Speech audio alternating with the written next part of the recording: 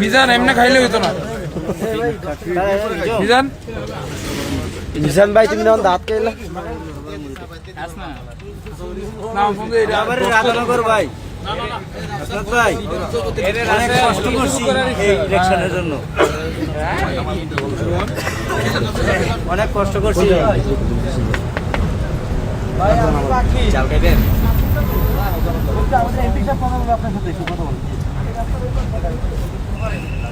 আসসালামু আলাইকুম ভাই। হ্যালো আসসালামু আলাইকুম। শুনতে পাচ্ছেন আপনি? শুনেন, আপনি হচ্ছে ওই ইজারা তুলবেন বাজার থেকে, বাজারের বাইরে চাঁদা তুলতে আসবেন না কালকে থেকে, বুঝছেন?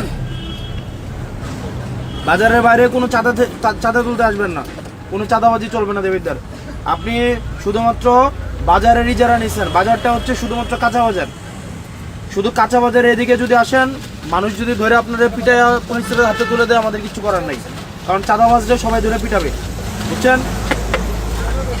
হ্যাঁ, হ্যালো,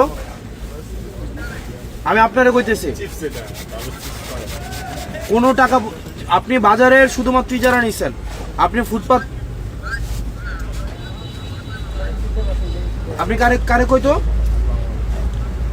বাজারের লোককে? আপনি চাঁদা তুলতে আসেন প্রত্যেকদিন, আবার বাজারের লোককে বলবেন কেন? চাঁদা তো আপনি উঠান, হ্যাঁ? আপনারা বলে আপনি চাঁদা উঠাইতে আসেন না, আপনারা কে বলে আপনারে?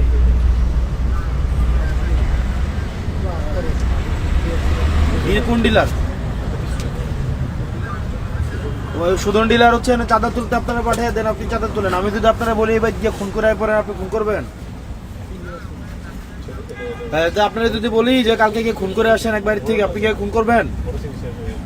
তাহলে সুদন ডিলার যদি আপনারা চাঁদা তুলতে পাঠায়, আপনি কি চাঁদা তুলবেন? তাহলে আপনি চাঁদা তুলতে পাঠালে আসবেন কেন? আপনি কালকে থেকে যেন না দেখি। আর এখানে দোকানদার আপনারা যারা আছেন, কালকে যদি চাঁদার জন্য আসে বাইন্দা রাখবেন, একদম। যে চাঁদা তুলতে আসবে বাইন্দা, এই জসিম নিয়ে নাম ওরা বাইন্দা রাখবেন, বাইন্দা পুলিশ খবর দেবেন, বুঝছেন?